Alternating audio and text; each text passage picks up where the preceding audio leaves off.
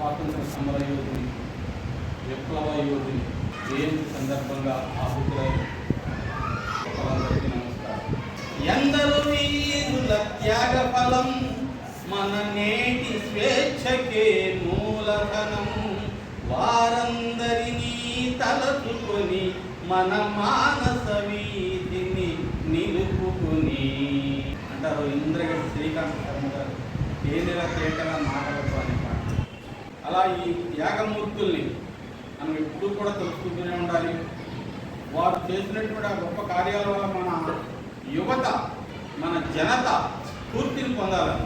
అలాంటి సాహసమూర్తి త్రయంలో ఒకడైనటువంటి సాహసమూర్తి త్రయం భగత్ సింగ్, రాజ్గురు, సుఖ్దేవ్, వీళ్ళు ముగ్గురు.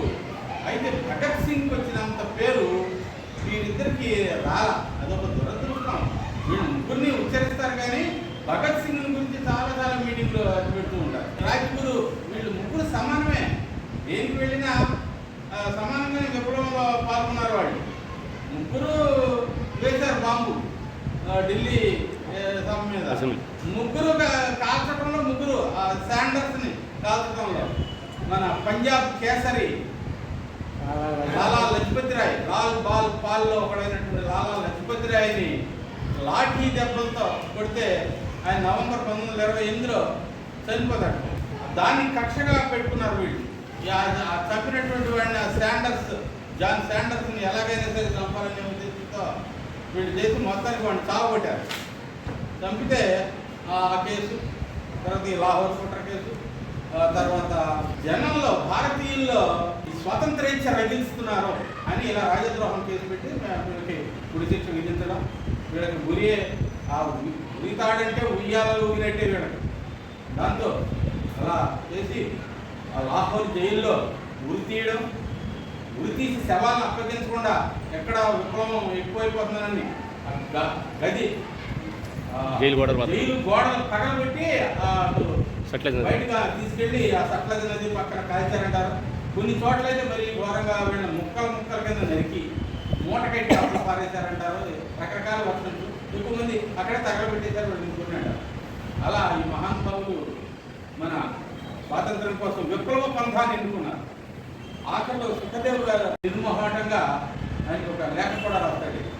అలా ఈ Thapar HSRE, Hindustan socialist republic association, ఒక తీవ్రవాద సంస్థ అన్నమాట. వీళ్ళు దేశం, మనం వాళ్ళ బ్రతిమలు ఆడకూడదు, మనం చొక్కా పుట్టుకొని అడిగి మన స్వాతంత్రం మనం తెచ్చుకోవాలి, అంతేగాని వాళ్ళ అయ్యా బాబు అనకూడదని ఆ సంస్థలో ఈ మహానుభావులందరూ, ఈ చంద్రశేఖర్ ఆజాద్, రాంప్రసాద్ బిస్మిల్, బతుకేశ్వర దత్, ఈ మహానుభావులందరూ కూడా ఆ సంస్థ ద్వారా చేసి ఆహుతైపోయారు. తర్వాత జితేంద్రనాథ్ 60 రోజులు పైగా నిరాహార దీక్ష చేస్తాడు.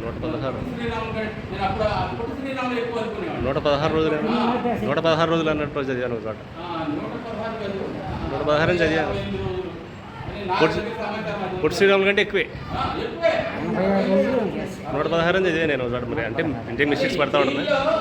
సరైనటువంటి ఆదరణ వాళ్ళ హక్కులు వాళ్ళకి కాకుండా చాలా నీచంగా చూడటం జైల్లో, దాని గురించి నిరాహార దీక్ష చేసి ఆయన చనిపోతాడు. అలాంటి వీళ్ళందరూ కూడా ఒక బ్యాచ్ అనమాట. వీళ్ళని తట్టుకోవడం బ్రిటిష్ వాళ్ళకి చాలా కష్టమైంది. అయినా కానీ ఆనాడు మన ఈ ప్రజానీకంలో, భారతీయుల్లో ఈ స్ఫూర్తిని నింపి ఈ స్వతంత్రం వచ్చేటట్లుగా వీళ్ళు కూడా కారణం. కేవలం గాంధీ, నెహ్రూలు వీళ్ళ ఒప్పుకోరు, వాళ్ళు ఒక్క పంథాలు వీళ్ళే వీళ్ళు అనుకుంటారు. ఇలా అమరవీరులై అలా ఉరికొయ్యలకి వాళ్ళ ప్రాణాలని అర్పించినటువంటి మహానుభావులు అంటారు. ఏ మేరే వతన్ కే లోగో జరా ఆంఖ్ మే భర్ లో పానీ जो शहीद हुए हैं उनकी जरा याद करो कुर्बानी, जरा याद करो कुर्बानी.